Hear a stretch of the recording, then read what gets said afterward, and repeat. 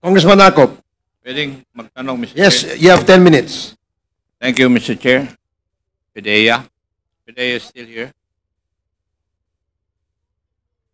Pidea, yes. Yes, sir.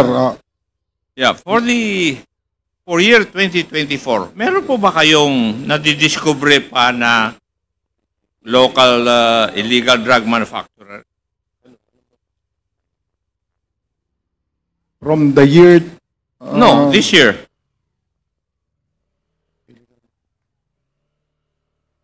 We have some projects, but so far, sir, we do not have not found any laboratory, so to speak, the clandestine lab. Wala. Yes, sir. Yun pong smuggling of illegal drugs through shall we say, through our coastline. Meron po ba? Based on the reports, yes, sir. Meron, and how many would that be? Yung mga na-smuggle na illegal drugs through our wide coastlines? I do not have, sir, the total, but there were many incidents where we discovered smuggled methamphetamine, to be specific, sir.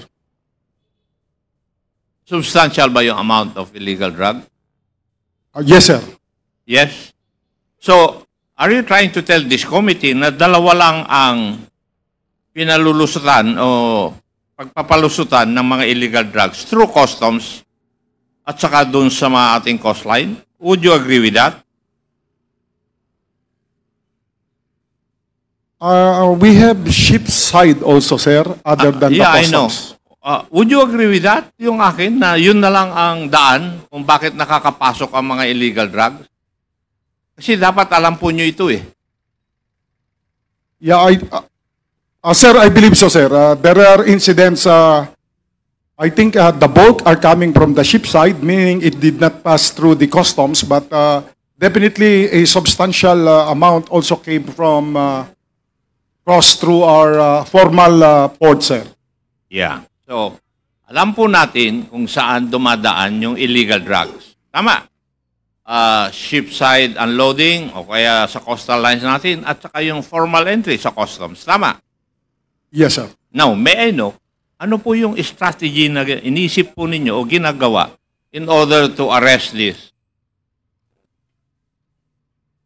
So far, sir, we have the Seaport Interdiction Unit, which is a conglomeration of the different law enforcement unit, the same as with the Airport Interdiction Unit. And these are bodies, sir, from the different law enforcement units, sir. In the number of entry of illegal drugs through the coastal areas at saka shipside, ilan po ang na-interdict ninyo?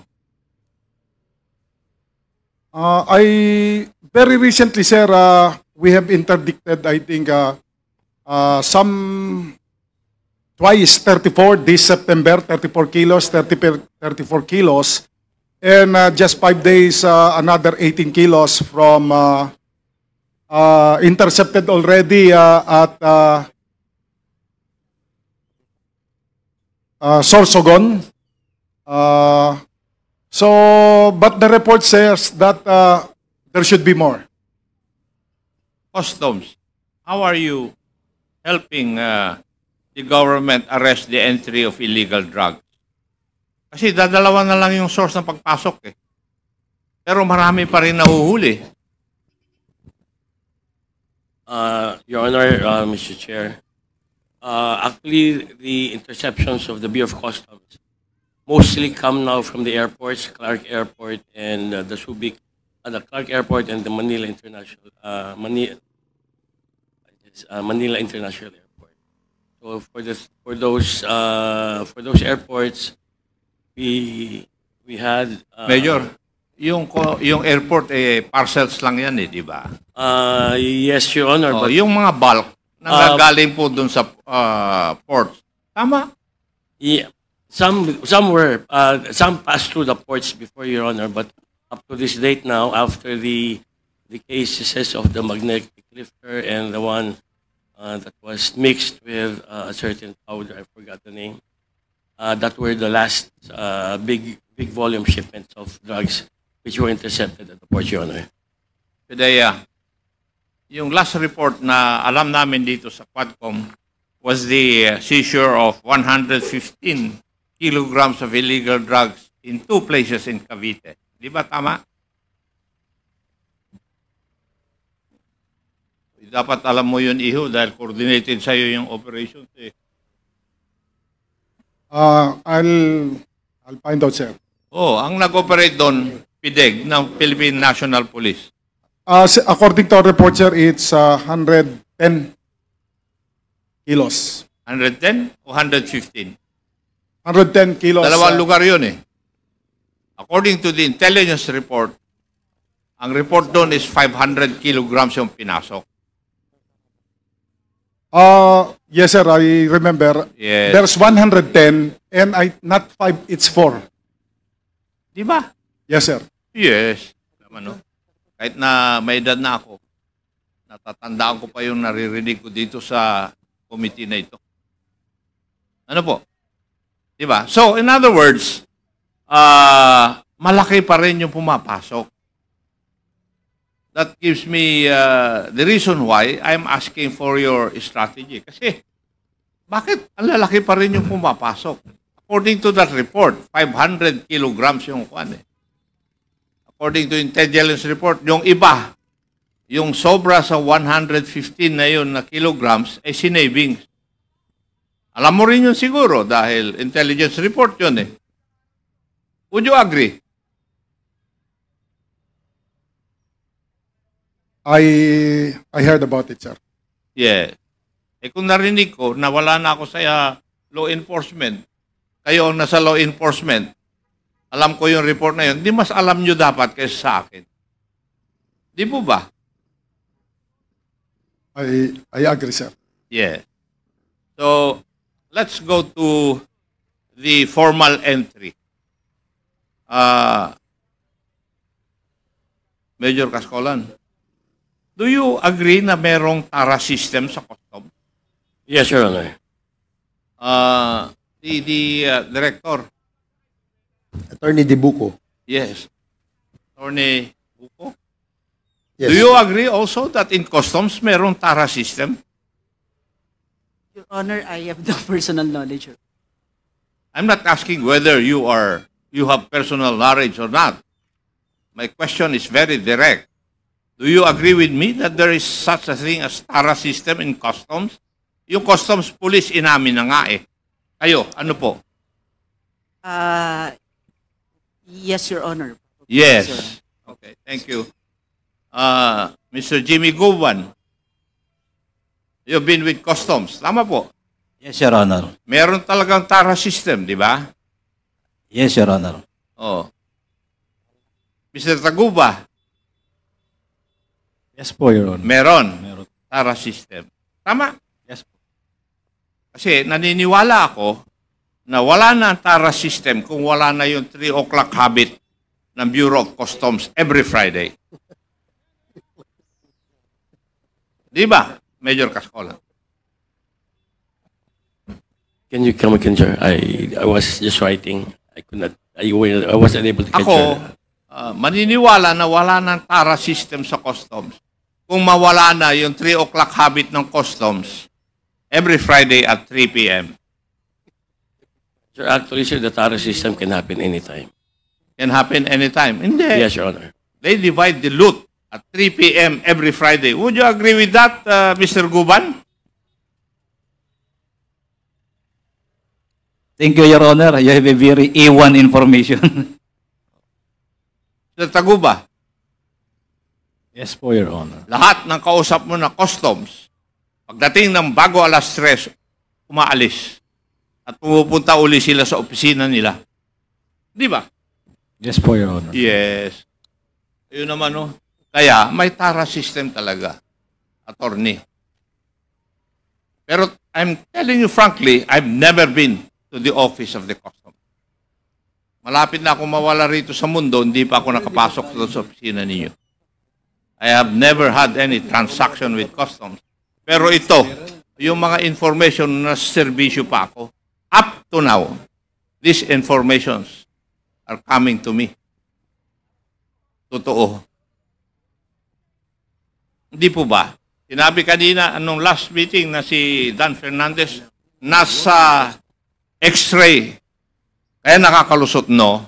Nandun sa color coding system ninyo. It's yellow, red, at saka green. Tama po. O, sagutin nyo ako. Kayo nakakaalam nito. Tama. Yellow, red, at saka green. May super green pa Sir, pala. actually, sir, just to explain, sir, the color system of the Bureau of Customs. In the computerized system of the Bureau of Customs, we have therein what they say as the enforcement screen, where the parameters for selecting green, red, yellow, orange shipments are. Tanong ko is, meron green, red, and yellow lanes. Tama? Yes, Your Honor. Yes. Kasi nandun ang sikreto. Yes, Your Honor. Kung nakinig po kayo sa sagot ni Mr. Taguba kanina doon sa mga katanungan, pag yellow, red, ang dadaanan mas marami. Pag green lane, mas kokonti yung dadaanan. Di ba, Mr. Taguba? Yun ang sagot mo kanina?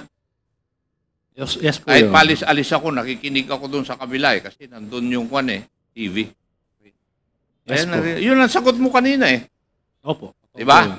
Na kung minsan yung green lane, 3 lang ang dadaanan. Hindi na dadaanan yung entry processing unit at saka assessment division. Tama po. Tama? Pero kung yellow at saka red, dadaanan yun. Yes po, Your Honor. Yes, nandun ang kuwan sekreto. Dahil kung gustong palusutin ng mga taga-customs, idadaan sa green lane o kaya super green lane. Tama, Mr. Chair? Yes. Ayun naman, oo. Kaya, legal man o illegal, may tara. Tama? Yes po, Your Honor. Yeah. Kasi gusto ng customs na lahat may tara. Yes po, Your Honor. Now, that brings us to the issue, maski lahat ng mga kagamitan, mga agricultural products, tumataas ang presyo dahil dyan sa tara system na yan. Kasi ipapasa lahat dun sa hanggang sa consumer Di ba? Minention kanina ni Mr. Guban, yung rice. Kaya nga mataas ang presyo ng rice dahil pinapasa lahat. Kung saan dadaanan yon from Vietnam, halimbawa, pagdating dito sa customs, may illegal fees, may legal fees. Tara yun yung illegal. Tapos, ipapasa naman ng mga importer doon sa wholesaler. Yung wholesaler, ipapasa sa retailer. Down the line. Kaya, kung hindi maalis yung sistema na yan, ay yung presyo pa rin nandyan. Now, would you agree with that, Mr. Guban and Mr. Taguba? Yes po, Your Honor. Yes po, Your Honor. Major Cascolan, would you agree with that also? I agree, Your Honor. You agree. Attorney, you agree with that? Yes, kasi logical yung aking sinasabi, di ba, Attorney? Tama. Your Honor, Your Honor, I cannot. No personal knowledge. Alin? I have no personal knowledge. You have been with customs for how many years? Huh? 5, Your Honor. I've never been with customs and I know this. Attorney, you want me to cite you in contempt? No, Your Honor. Oh, do you answer me properly? Do you know that? Your Honor, I've heard of that, Your Honor, but personally, Your Honor, I'm with, So personally, you do not know, but you have heard of it. yes, Your Honor. Now, if you two, Major Cascolan and Attorney Boko, have heard of it, what are you doing about it? Your Honor, if somebody will complain, Your Honor, there is an an investigation that is being So if there's no complainant, you wouldn't move. You wouldn't do anything. Is that what you're trying to tell this committee? Not necessarily, Your Honor. I beg your pardon? Not necessarily, Your Honor. Not necessarily. So dapat may gagawin kayo. Yes, Your Honor. We, Kasi yes, Your Honor. organisasyon yun na yan Yes, eh. Your Honor. Di ba? And yet you cannot tell me that you cannot or you're doing something about it. Your Honor, we are doing something about it. Like what? Your Honor, we are constantly reviewing our policies, Your Honor, our systems, Your Honor, to Attorney. minimize that. Sabi ko nga eh, malapit na akong mawala dito sa mundo. Hanggang ngayon, yung pa rin ang report na natatanggap ko.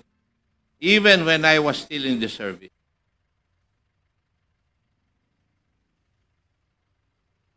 Di ba? It's still the same. The same. Si Mr. Taguba nga eh, 6 years na nawala sa custom. So he does not know what changes happen. Pero sa tingin ko, sa nakikita niya at naririnig ngayon, walang pagbabago. Di ba, Mr. Taguba? Yes. Wala.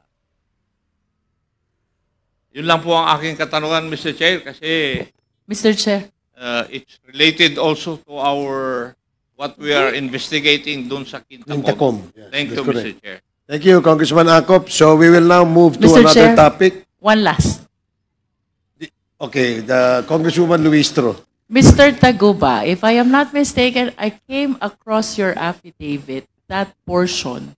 You enumerated the offices under BOC involved in this TARA system. Can you please name all these offices? I believe there are around 10 or 11. Wala po kasi sa akin ngayon eh. At hanggang ngayon hinihingi ko pa rin yung yung mga annexes nung affidavit na yun para makita ko yung mga text messages. Pero yun po, isa doon, ComSend po, nandoon. What is that? Command Center. ComCen. Command Center. COMCEN, yes. Command Center. Mr. Chair, I understand that there is a narrative type of affidavit of Mark Taguba. I saw it there. I hope the Secretariat can provide us. So at least Mr. Taguba can be guided by his own affidavit and state before this committee which offices under BOC are this. Secretariat, please. ComSec, can you provide Mr. Taguba a copy of his affidavit? Nandiyan dyan yata. Yung narrative, yung latest na narrative affidavit. The narrative I have affidavit here is a copy. different from the Yeah, judicial affidavit. I have here a copy. Ayun. Yan yata. Iba po ito. Can you...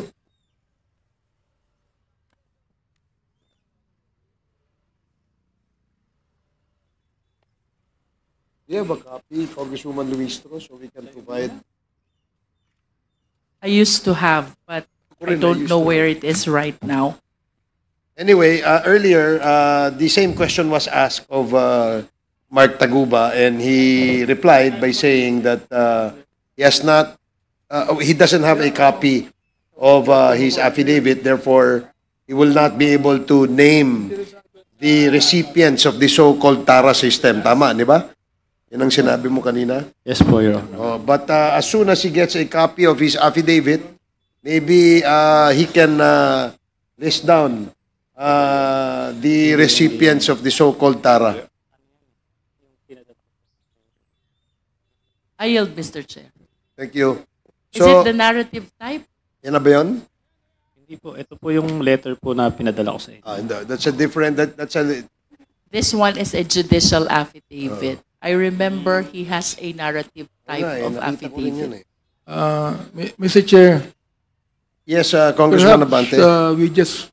we could just be able to continue it and invite Mr. Paeldon because I think that the presence of Mr. Pedon is vital in the testimony of Mark Taguba. If we can. Yes, we will. We will invite the former commissioner of the Bureau of Customs, Commissioner Faildon. And may I know if Congresswoman Luistro is done with her... I am yielding, Mr. Okay, Chair. thank you. Thank you.